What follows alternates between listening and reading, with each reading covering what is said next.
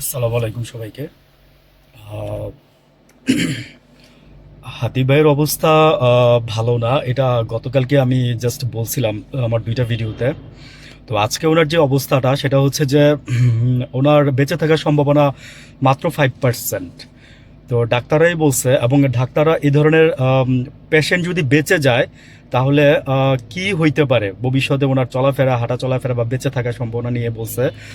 মানে ওনারা এই প্রেডিকশনটাই করতে চাচ্ছেন না, ওনারা জানেন, বাট ওনারা এই মুহূর্তে এসে এই প্রেডিকশন করতে চাচ্ছেন না বা কিছু বলতে চাচ্ছেন না বা দিতে চাচ্ছেন না, জানাতে চাচ্ছেন না।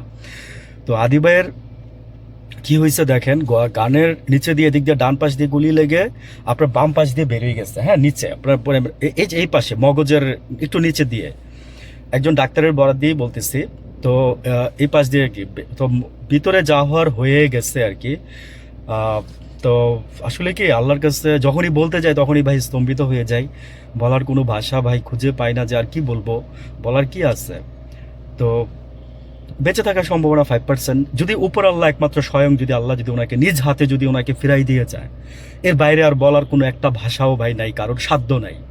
একজন ডাক্তার বলছে যে তো একজন বলছিল যে আপনারা কিভাবে এই পেশেন্টগুলো হ্যান্ডেল করেন। ওনারা বলছে যে দেখেন, আমরা যখন এই পেশেন্টগুলো হ্যান্ডেল করি আমরা তখন মানে আমরা বলতে পারেন যে একরকম মানসিকভাবে মানে ভেঙে পড়ি বা পড়তে চাই, স্বাভাবিক মানুষ যেহেতু। কিন্তু ওনারা কি করে জানেন, ওনারা তখন থিঙ্কিংয়ে নিয়ে আসে যে এটা আমার একটা মানে মেশিন, জাস্ট আমার এই মেশিনের এই জায়গাটাতে আমার ভালো করতে হবে। পুরো বডিটাকে ওনারা কাপড় দিয়ে ঢেকে রাখে, জাস্ট ওইটুকু জায়গা এই ওনারা কাজ করে। এখন আমি বলি যে আমি বলতে চাচ্ছি না, তারপর একটু বলি, নাহলে বুঝবেন না আপনারা আসলে কতটা যে সিরিয়াস। এবং বললাম না যে 5% সম্ভাবনা আছে মাত্র, যদি স্বয়ং আল্লাহ ফিরাই না দিয়ে যায়। আর বেঁচে থাকার পরেও যে কি হবে কেউ জানে না। ওনার মাথার পিছন দিকের খুলিটা আপনার খুলে জাস্ট প্রিজার্ভ করে রাখা হয়েছে। আহ, বলতে পারেন যে আজকে 24 ঘন্টা পার হয়ে গেছে অলরেডি। 72 ঘন্টা পার না হলে সম্ভবত কিছু বলা যাবে না। তো আল্লাহর কাছে আমরা মন থেকে দোয়া করি হাদি ভাইয়ের জন্য, হাদি ভাইকে যেন আল্লাহ ফিরাই দেয়। ঠিক আছে। আর এই যে এরকম যারা করছে, আসলে শাস্তির কথা বলে লাভ নাই। হ্যাঁ, মানে অস্বস্তির কথা বলে লাভ নাই এই দেশটার মধ্যে আমি সব কিছুর জন্য আমি সরকারকে দায়ী করব, যেই সরকারই থাকুক। যখন যেই সরকার থাকবে তখন সেই সরকারের দায়িত্ব বা দায়ভার বর্তায় তার উপরে।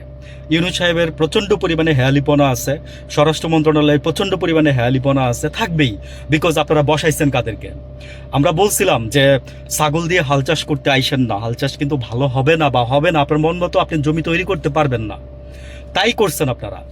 মানে যারা ছিল তাদেরকে বহাল রেখে দিচ্ছেন, বহাল রেখে আপনি আসছেন ইউনূস সাহেব নির্বাচন আরে মানে চালাইতে, সরকার চালাইতে।